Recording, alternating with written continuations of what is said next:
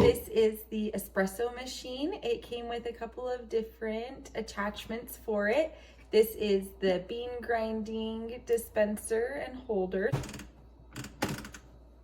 We have a milk steaming cup, two options, your double and your single shot drip cups.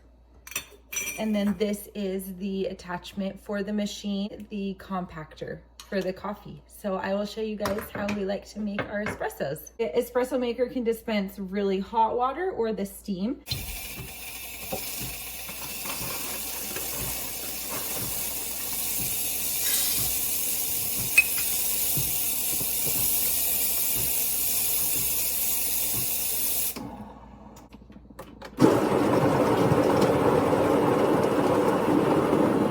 You can see here that I have freshly ground coffee beans. I'm gonna put it into my shot.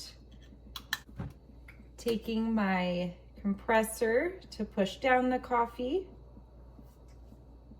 So I will just attach it here, twist it so it is nice and secure, and then it selects single or double. I'm gonna do a double.